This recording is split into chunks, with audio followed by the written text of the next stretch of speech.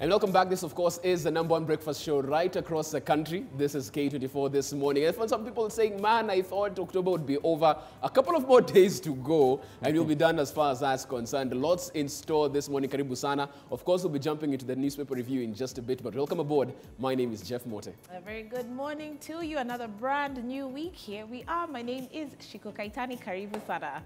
And my name is Mungala Mbuvi. Why are people worried about October ending or not ending? I mean, it's only the 28th. 3 more days to go. You know, they're saying they had a long weekend. It's been so long. They thought by now it would be long weekend? It was just Saturday and Sunday. The previous one, Mashuja. So like you had a long weekend coming through. You thought you'd have another one where Diwali wasn't made a public weekend. Yes. By the way, we need to say a happy Diwali, or should we say belated? I don't know. So happy Diwali to all the Diwali people out there. If you celebrate Diwali, whether you're from the Valley of Diwali, no? No. It's too early in the morning and it's Monday movie. All right. You know, I probably need coffee. Lots of coffee, of course. Speaking of, even as happy Diwali, of course, like I mentioned earlier, we look at the newspaper review on that particular section. Look at the big stories of the day, the intrigues as far as the BBI is concerned. Kibra campaigns also heating up. What does that mean, even as we move forward? Some violence are spotted right there. As far as the ANC leader, Musalia Mudavadi, is concerned, we'll be talking about that, of course, as we get into the review. Also, we get interactive this morning. Before we do that, speaking of violence, I saw what Trump said about the ISIS leader. He died like a coward. Like, I mean, only Trump did not get the political correctness 101. Well, he did not. What? Okay, I remember when Barack Obama was in charge during the death of Osama. I mean, he came out and said, you know, Osama has been captured, killed, and he moved on like nothing. Right. The address was completely different this time. Like, he died like a coward. Anyway, do stand by because interactive again from 7:30 all the way till 8 is going to be talking about, all the trending stories for the last 48 hours. Everything that happened between Friday after tulitoka hapa hadi saini 6:04 a.m. We'll tell you everything that has been trending. Okay, that happens right here. And then after that, we get up close and personal with one of Kenya's leading captains of industry. He's the CEO of Capital Real Time. He's also the vice chair of the World Chambers Federation. Kiprono Ketoni stops by. We talk about his journey from where he started up until now. And what keeps him going? He seems to have done it all. You know, he's gotten the successful businesses. If you look at his resume, he's chairman of almost everything. I know. So what is he doing now? Where he's waking up this early in the morning to still get to work? We talk about that, of course, as we get up close and personal on the show. Yeah, he's one of those people who have like 9 lives, so to speak. And 9 billion. I know. And so, of course, after up close and personal, we will be jumping into our social hour from 8 to 9. This time around, trying to demystify what the HPV vaccine is all about. If you're still not too sure what it does, if you're not sure what this hullabaloo about the HPV vaccine is all about, well, we are going to clear the air today on our social hour. A very timely discussion to have. I mean, there's a lot of division coming from that. The Catholic Church, their doctors speaking from one script. Some imams also had come out against it, but Muslim doctors said that there's no problem. So within the Muslim faith, there was an issue. And of course, the government already launched that vaccine a couple of weeks back. So lots of discussion, and you need to just clear the myths so that as you move forward, if you have a daughter, a sister, a neighbor, you know what exactly it entails. So that happens from 8 till 9 right here on the show. Lots to discuss. As always, this is where you get up and let us know how your morning tea, your morning coffee is so far. And what you've planned for the week. Tweet us at K24TV. You can also SMS us on 21222. We'll start by looking at your roads as always, and from there, get right into your newspaper review. Good morning.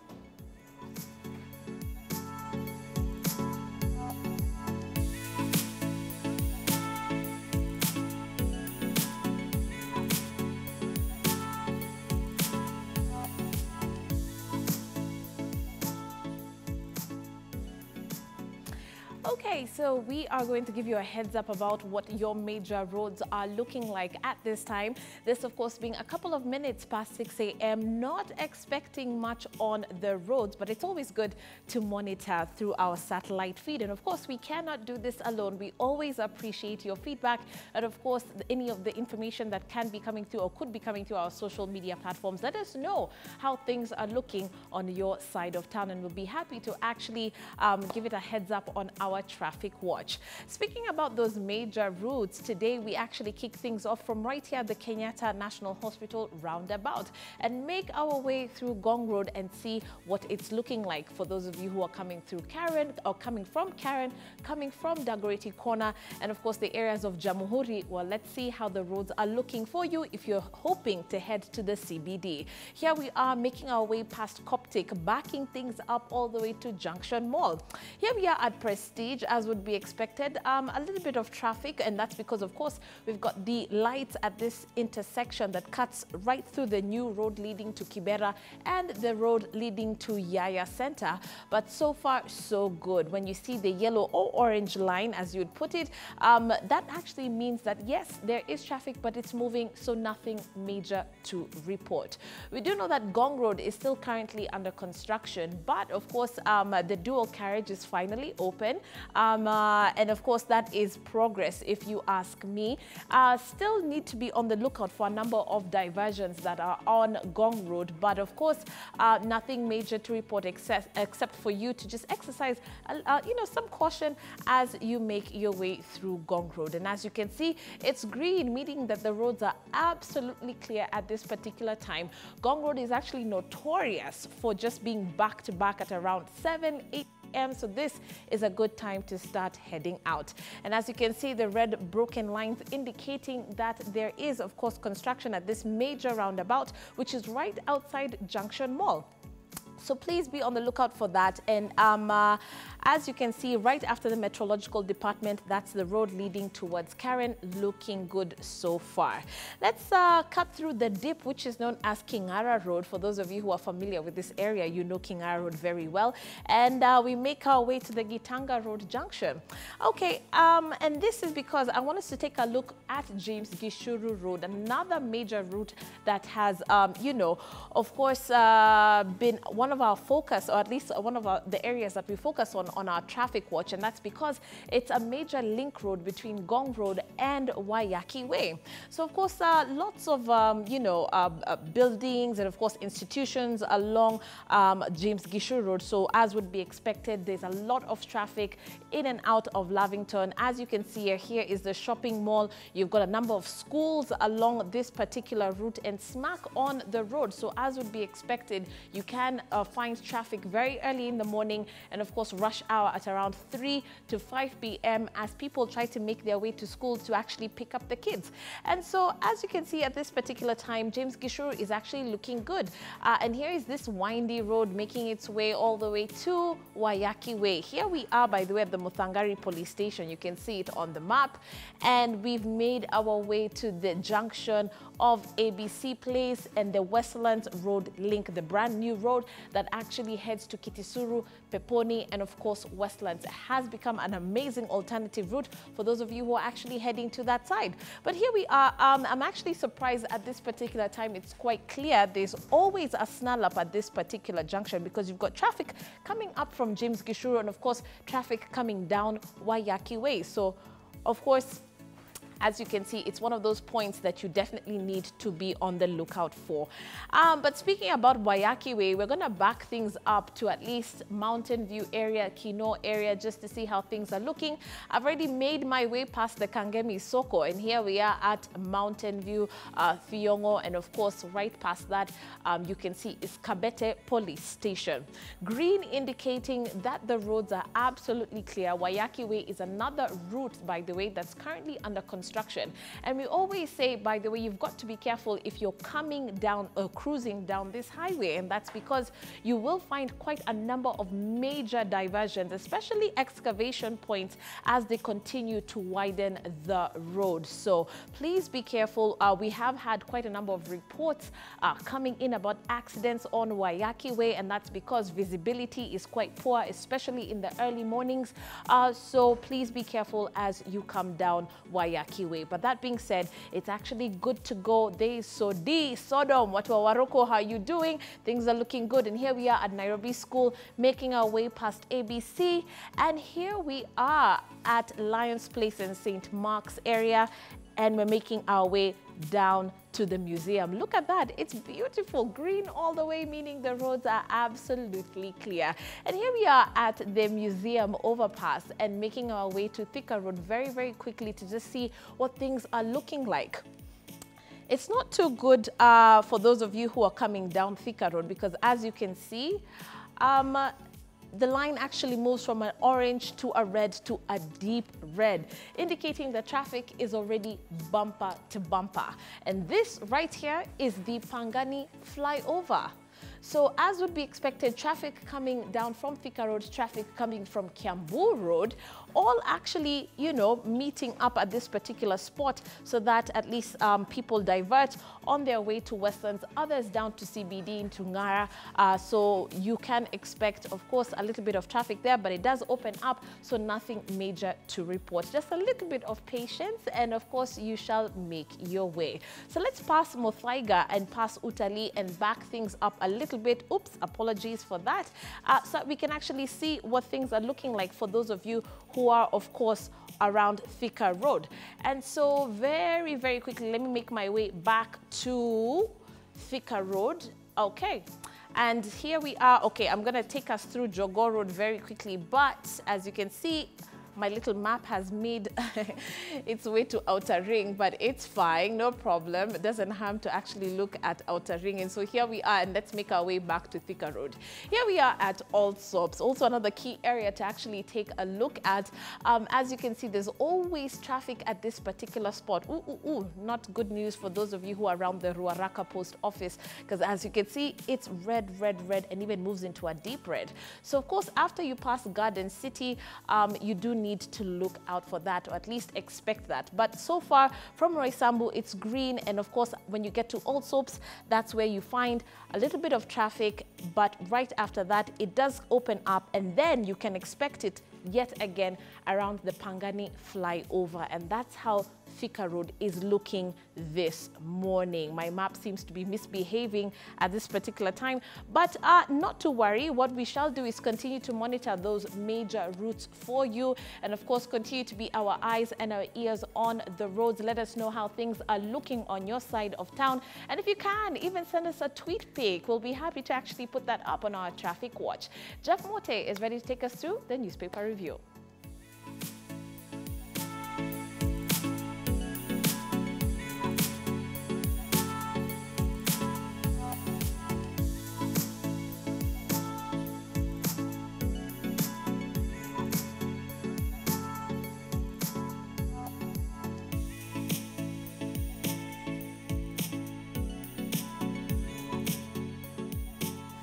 And a very good morning. Now that you know how the roads are looking this Monday, it's now time we look at the big stories of the day as we get ready for your day proper. Look at the front pages of the dailies and then jump into my panel and get right into the thick of things. As always, we start with the front page of the People Daily. Ruto goes grassroots in new campaign strategy.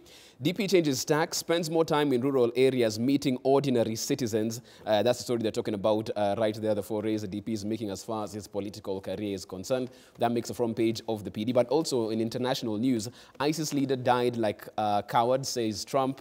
Fugitive al-Baghdadi, who had a 22.5 billion shilling bounty on his head, created caliphate in Iran, Syria. And of course, the details of that on page 15 of your People Daily this morning. Also, 3-day KCP examination set to start tomorrow. Over 1 million candidates go through rehearsals today in readiness for tests. You get all the details in your copy of the People Daily, excuse me. Let's move on now to the Standard. Front page of the Standard, BBI spells doom for tyranny of numbers. Panic grips Mount Kenya leaders as handshake threatens to take away variable that gave region edge in presidential poll. Number of constituencies, Mount Kenya got at least the least number of new units in 2012's mapping of the new boundaries. Rift Valley got the most at 27, followed by Western at 10, with Nyanza and Nairobi at 9 each. The leaders say Mount Kenya is underrepresented given its huge population. So even as we wait for what the BBI report will recommend, of course, people are already taking their positions to safeguard themselves just in case it doesn't go their way. Also on the front page of the Standard, Mudavadi stoned as Raila and Ruto storm Kibra. The details of that they're in your copy of the Standard. Front page of the Daily Nation, it's all about the intrigues of the president's men. Who's who in Uhuru inner circle of power? Insiders say President Kenyatta has reduced his lineup to a handful of people entrusted with specific roles to help him run the country in his last term in office. Philip Kamero, of course, head of the NIS, Fred Matiang'i, Samson Matete, Raila Odinga, Joseph Kenyua, Karanja Kibisho, Nancy Gitau, and Kinodhia Mbogwa, the president's men, so to speak. And the details of their roles can be found therein in a copy of the Daily Nation. Raila and Ruto go head-to-head in, of course, as far as these campaigns in Kibra are concerned. Of course, both of them at Lainisaba grounds yesterday campaigning, and the pictures right there of the crowds that were there. And, of course, the promises that were made. You can get details in your copy of the Daily Nation. Front page of the Star, Dwale BBI jibe kicks up storm in Mount Kenya. Moses Kuria terms Garissa MPs tirade against Central facade. As he had said, Central Kenya has no monopoly to presidency. And you can get the details of that right there in your copy of The Star. Then finally, front page of the Business Daily, high-tech KRA kit to track car property deals daily. Authority to match spending of wealthy Kenyans with their declared income and paid tax to unearth cheats. You can get the details of that in your copy of your Business Daily this morning. We look at the big stories of the day, of course, as we get through that. As always, we'd like to hear from you as well. You can tweet us at K24TV, or you can also SMS us on 21222. My panel almost fully in place. We'll be waiting for Ben Muller later on. We have Mark Bichachi. Fully in place. There's one space missing, so of course we shall have to feel that. We'll get just saying information on that. capacity has increased overnight. Okay. Yes, and I can see once you walked in, there was a big smile on your face, Mark. Of course. Clearly. Of course. She's a good friend. And have you seen how resplendent she's doing? Mark Bichachi, political analyst right here. And Mark Bichachi is a ray of sunshine. She's also the executive director of Siasa Place, Nerima Wako. Good morning. Morning. I hope your weekend was well. Yes, it was. Okay. Thank you. Okay, fantastic stuff. Let's look You at want to some add of a the day stories. to it? I would have, but Matiangi doesn't allow me. I would have. I really would have, Mark. Let's look at some of the stories that we'll be talking about this morning. Let's look at the front page of the PD. Ruto goes grassroots in new campaign strategy. What's this fixation we have with the DP Ruto, with the fact that he still is the deputy president of the country? So if he decides to go to a county in a far-flung area, why do we look at that as campaigning and not the fact that he's on official duty being the principal assistant to the president, Mark? Well, that assumes that the president's job is to campaign and hold rallies. Right. That's not in the nature of the job, unless you're Donald Trump, because that's the other guy who, after elections, kept going around the country and campaigning. We must understand that as a principal assistant of the president has stated what his agenda is, and he has stated that political rallies are not one of his things. Then why do we still have such headings? Yes, so the reason why we have this fixation is because every time Ruto does it, he seems to go against Uhuru, and that's why there's a fixation. If the president had said candidly that, listen, I want him to go around the country holding campaigns, then he would have been fulfilling his job as a principal assistant. Let me jump right there, Mark, because also we do remember even the reason this whole Tanga came up was from the president. Yes, he was the one who said, my deputy will be in your areas, akitanga vitongojini, vitochoroni. Do you remember? And that's what he said. So he's carrying out his mandate. Do you remember this year when there was an Akorino function and what the president said? Okay, so we can't mix the two issues. But also let's consider what he said. For example, yesterday was an article that said that there is a promise to the people of Kibra that if Mariga is elected, certain things will be done for them. So you must ask yourself the question, as a sitting deputy president, why isn't he doing those things anyway? Why are they qualified against the campaign of Mariga? And that's what makes it into a campaign. And we need to be very careful as a country, and I'm not choosing sides here, that I think we are headed in very dangerous grounds if we keep campaigning for campaigning's sake, if we keep seeking power for power's sake. Because the truth is, the best campaign any sitting government, any sitting leader can do is actually get work done. When we find ourselves in rally after rally, that tells us who's doing the work. And I'll tell you what I mean. To organize a rally is not a mean feat, okay? You need to mobilize security, you need to mobilize people to show up, you need to mobilize a stage, a podium, and protocol, and all of those things. It is no mean feat. Now, would that energy be better used planning out and sorting out the actual development in this country? Because I'll tell you, you do not need a political rally here where we are in the CBD to know what the people of the CBD need. You don't need to hold a political rally in Kisumu to know what the people in Kisumu need. And one of the things that we need to get done in this country is we actually need to get work done.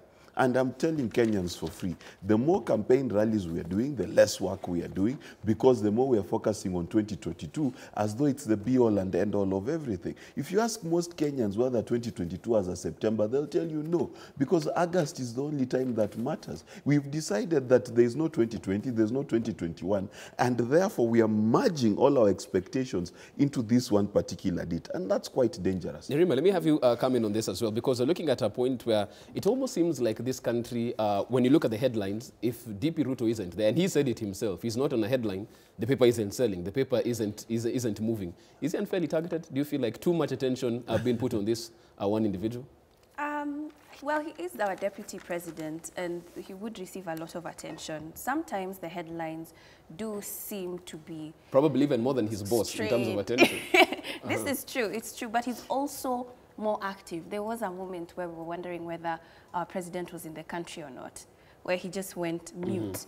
But we always see our deputy president, we see him campaigning, we see him on the ground, we see him in different communities. He travels a lot, and I was even surprised to see him that he traveled to Kibra. Right. Yeah, and yesterday. Let's actually even talk about that, because as the Kibra by-election heats up, of course, this is for November the 7th.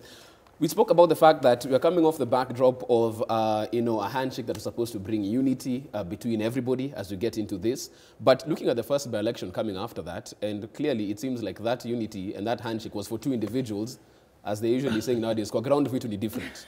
We've seen what has happened with Mariga's car being stoned. Yes. Mudavadi also experienced a bit of violence going on right here. It's been taken to the IBC.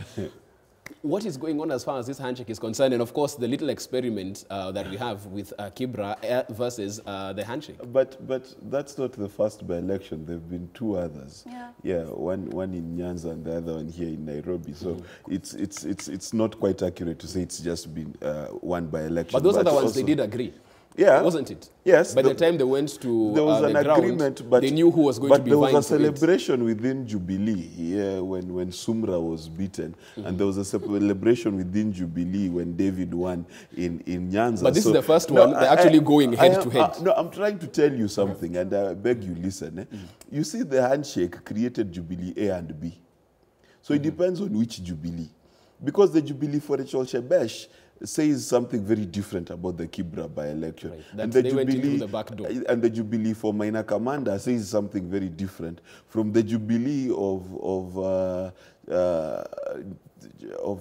Tanga. You understand? So did the Tanga Jubilee ever have a handshake? No. Let's just be very clear. No. Right. The brigade has been clear on being anti-handshake from day one, by the way, if you remember correctly. So this is nothing different.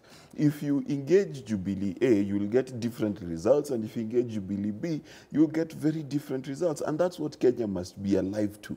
That for as long as you've got the Oscar Sudis of the day and the minor commanders of the day, then Jubilee is not speaking from one choral sheet. It's not singing from the same hymn sheet. And therefore, to say that the handshake is not working, well, the handshake is working for 50% of Jubilee, and the other 50% it's not working. And 100% of ODM.